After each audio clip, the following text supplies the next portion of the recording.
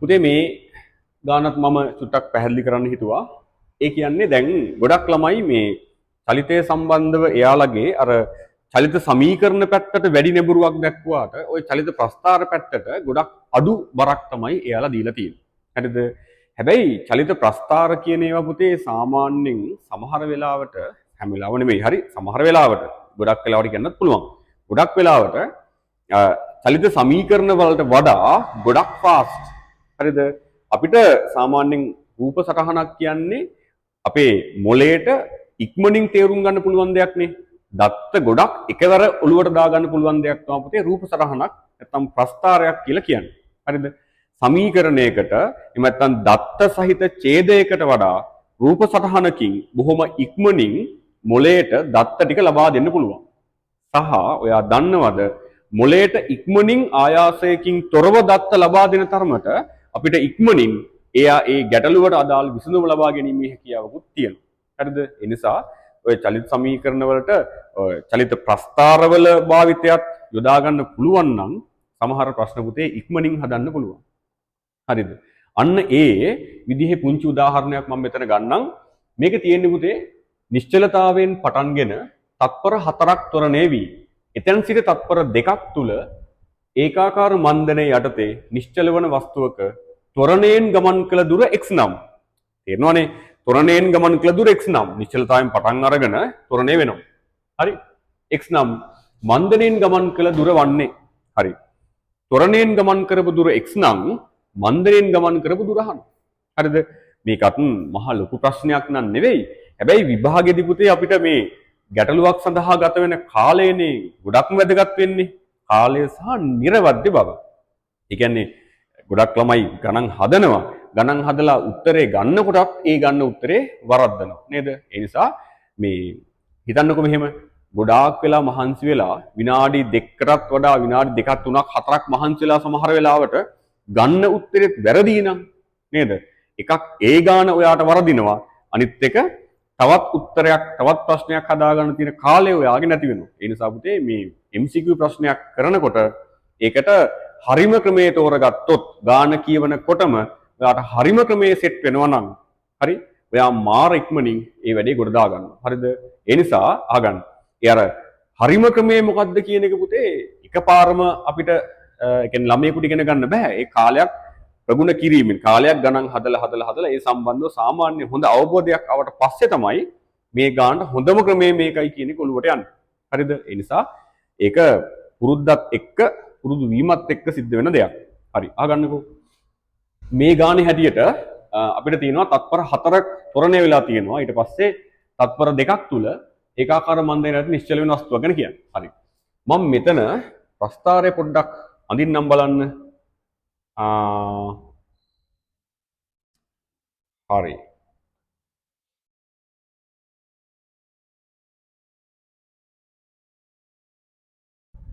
අපිට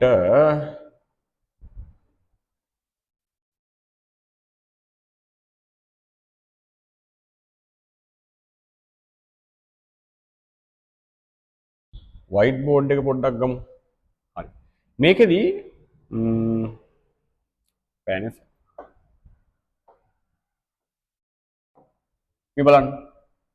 දැන් තත්පර 4ක් ත්වරණය වෙන වස්තුවක් තත්පර 2කදී මන්දන ඒකාකාර මන්දනයක් යටතේ නිශ්චල වෙනවා. හරි? තත්පර 4ක්. ප්‍රස්ථාරයේ දල වශයෙන් යන්දොත් මෙහෙම ඉන්නේ නේද? තත්පර 4ක් මෙයා ත්වරණය වෙලා මෙතන තත්පර 4යි. හරිද? තවත් තත්පර 2කදී එයා නිශ්චල වෙනවා කියලා කිව්වොත් මෙතන තත්පර 6යි. තත්පර 4යි තත්පර 6යි. හරිද? මේක කාලය. ඉතින් ඕක අපි හැමදාම අඳින හින්දා දැමුත් අය ඕකේ කාලය කියලා ලකුණු කරන්න ඕනේ නැහනේ. දන්නවනේ. හරිද? මේක කාලය. මම දැනට නිකන් දාගන්නම් T තත්පර. හරිද? ඔය විභාගෙදී ඔය ඒකක එහෙම විභාගෙදී කියන්නේ MCQ ගානක් හදන වෙලාවට මේවා ලියලි ඉන්න අවශ්‍ය නැහැ. අපි ගාව අවබෝධය තියෙනවා මේ කාලය කියන එකනේ. රචනා පේපර් එකේ ලියද්දි මේවා අනිවාර්යෙන් නම් කරන්න ඕන. මම මේ කතා කරන්නේ MCQ ගානක් හදා ගන්නකොට. හරිද? right. එතකොට මෙතන තියෙන්නේ මේ ප්‍රවේග කාල ප්‍රස්ථාරයක් ප්‍රවේගය. හරි? right. එතකොට අහන්න එයා කියන විදිහට මෙතන කිසියම් ප්‍රවේගයකට අපේ තත්පර 4ක් ත්වරණය වෙලා කිසියම් ප්‍රවේගයක් ගන්නවනේ නේද? මේකට චලිත සමීකරණ ලියන්න ගියොත් ටිකක් හිතන්නකෝ. මෙයාගේ විස්ථාපනය x කියනවා. එහෙනම් එයාගේ විස්ථාපනයට අදාළ සමීකරණයක් ලියන්න ඕන. හරිද? ඊට පස්සේ ඒ සම්බන්ධතාවයේ අරගෙන මේ ප්‍රවේගය v කියලා අරගෙන නැවත මෙයාට සම්බන්ධයක් අය ලියන්න ඕන. හරිද? ඉතින් චලිත සමීකරණ ලියනවට වඩා පොඩ්ඩක් බලන්න මේ ප්‍රස්ථාරය දිහා. පුතේ මේක x නම්. හරිද? පුංචි කාලේ අපි දන්නවා ඉගෙනගෙන තියෙනවා ත්‍රිකෝණයක වර්ගඵලය හොයන විදිහ. භාගය වැඩි කිරීම ආධාරක පාදයේ ලම්බ උස. ඉතින් දැන් භාගය කියන දේ පුතා ත්‍රිකෝණ ඕනම එකකට පොදුයිනේ. ඒ නිසා භාගය ගන්න ඕනේ නැහැනේ.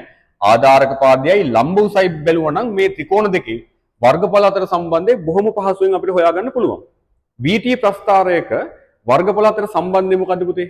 VT ප්‍රස්ථාරයක වර්ගඵලය කියන්නේ විස්ථාපනයනේ. එහෙනම් VT ප්‍රස්ථාරයක වර්ගඵලය කියන්නේ විස්ථාපනය නම් හරි. මෙතන වර්ගඵලය ඔයාලට පේන විදිහට නිකන් ඇහැට පේනවනේ පුතේ සම්බන්ධය. මොකක්ද සම්බන්ධය බලන්න මේ. එකම ලම්බ උසක් තියෙනවා දෙන්නටම. හැබැයි ආධාරක පාදය මෙයාගෙන් භාගයක්. ඉතින් වර්ගඵලය හැදෙන්නේ භාගය වැඩි කිරීම ආධාරක පාදයේ වැඩි කිරීම ලම්බ උස නම් භාගය කියන එක දෙකටම පොදුයි නම් නේද? භාගය කියන එක දෙකටම පොදුයි නම් නිකන් හිතලා බලන්න පුතේ මෙන්න මේ වගේ දෙගුණයක් මෙතන තියෙන්නේ. ඕක දැක්ක ගමන් පේනවනේ පුතේ. එහෙනම් මේක x නම් මේ ත්‍රිකෝණයේ වර්ගඵලය x නම් මේ ත්‍රිකෝණයේ වර්ගඵලය කීයද? x බෙදීම 2යි. ඉතින් වර්ගඵලය නෙවෙයි විස්ථාපනය කියන්නේ. වර්ගඵලය තමයි විස්ථාපනය කියන්නේ. කියන දේ තේරෙනවද? එහෙනම් පුතේ බොහොම පැහැදිලි මෙයාගේ වර්ගඵලය x නම් ඒකෙන් භාගයක් තමයි අනිත් එක්කෙනාගේ වර්ගඵලය. ඒ කියන්නේ ත්වරණයෙන් ගමන් කරපු දුර x නම් ගමන් කරපු විස්ථාපන x නම් මන්දරෙන් ගමන් කරපු එක x බෙදීම 2යි. හරිද? මම මේ කියන්න හදන්නේ විභාගයට යන්න කලින් ඔයා ගානක් හදනකොට ඒ ගාන සඳහා තියෙන එකම ක්‍රමය ඔයා හදන ක්‍රමේ නොවෙන්න පුළුවන්. ඒ නිසා වෙනත් ක්‍රමවලට උත්සාහ කරලා බලන්න මේ වගේ ක්‍රමත් පාවිච්චි කරන්න. සාමාන්‍යයෙන් අර ඔයාට ඔයාව විශ්වාස වෙන්න නම් ඔයා හදන දේ ඔයාට විශ්වාස වෙන්න නම් ඔයා කරපු දේ හරි කියලා තහවුරු වෙන්න නම් ඔයා කාලයක් මේ වගේ දේවල් පුරුදු වෙන්න ඕන. එක පාරම විභාගෙට මේව ඇප්ලයි කරන්න බෑ. එහෙම ඇප්ලයි කරන්නත් එපා. හරිද? කාලයක් පුරුදු වෙලා හරියට මේක ඇප්ලයි කරොත් වාට තේරෙයි ඔයා කලින්ට වඩා මාර වේගෙන් මේ MCQ පේපර් එකට උත්තර ගන්නවා කියලා. හරිද පුතේ? right.